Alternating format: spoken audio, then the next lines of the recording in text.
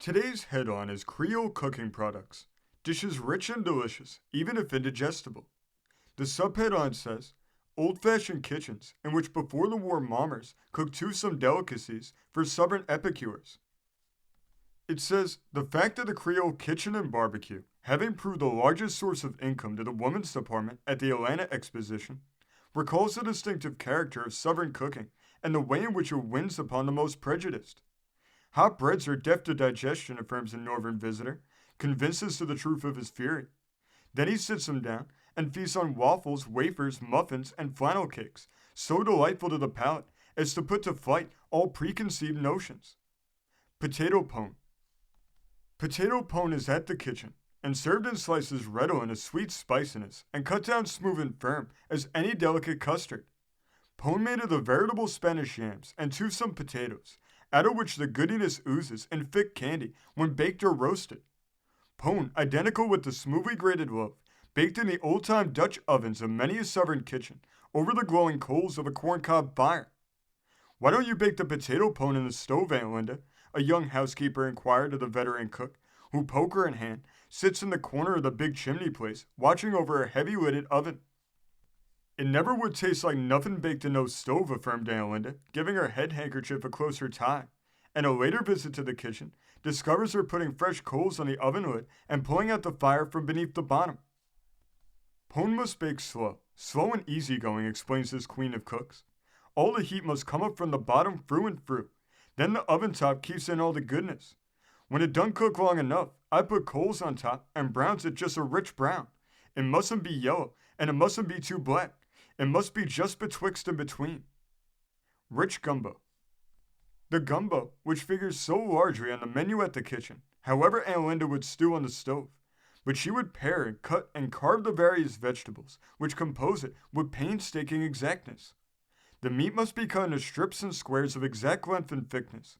The silver-skinned onions must be browned with the meat to an exact tint of golden brown. The okra pods must be sliced down and across and cut into regular dice-like pieces. The beans must be all of a certain maturity, and the tomatoes pared and cut up and boiled to just the right degree, before the various ingredients are compounded one with the other. The preparation of the famous gumbo is an all-the-morning task, not to be approached in any heedless or inconsequent frame of mind. Queens of the kitchen. Who but a southern cook, ebony-faced and to the manner born, knows how to prepare beef a la mode, as it should be prepared, giving 2 days' thought to the process? Who but a southern cook can conglomerate rice and peas in subtle fashion and contrive the favorite and nondescript dish known as Hopping John, the delight of the Carolina nursery? I tried to make that dish once, testified a northern housekeeper, and it was squashy and messy and unlovely to look upon. That I ate at the South was delightful. The grains of rice and the peas stood apart, yet together, as it were.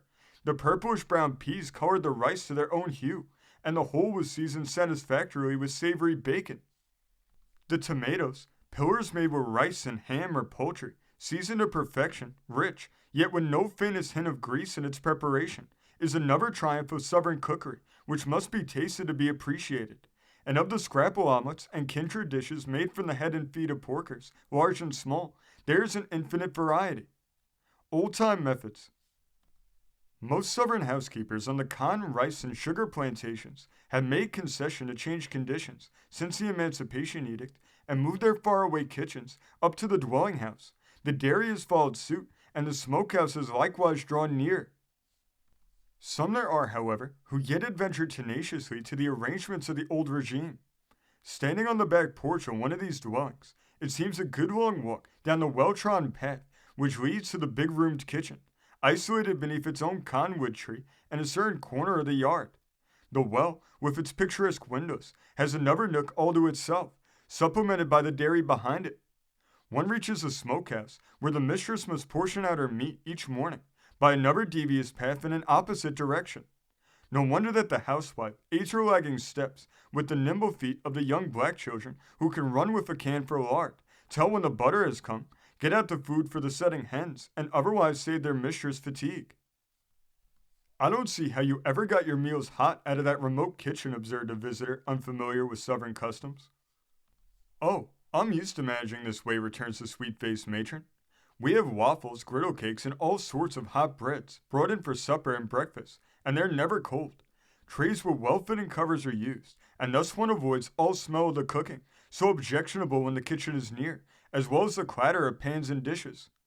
Certainly, agrees the visitor, all chance of that is obviated. The younger generation of cooks, produced since the 60s, are not so famous as their well-trained progenitors in culinary perfection. But there still exists in the old southern cities cooks of the old regime who yet insist upon cooking on a fireplace, contending that the viands prepared by that primitive process have a delicacy of flavor and aroma not possible when a stove is used. A certain Mommer, the writer's acquaintance, regards with deep sympathy the members of her household who for many reasons have been away and consequently have been compelled to eat stove-cooked food, and she immediately sets to work to prepare them what is, in her judgment, a wholesome repast. She fairly revels in cooking and is never happier than when manipulating pots, pans, skillets, and ovens. She is chary of giving receipts, however, and only purses up her lips and looks mysterious when inquiry is made in regard to any of her achievements. There is cooks and cooks, she avers, and some folks like to put in too many things, and some like to be too sparing. I say everybody to their own liking.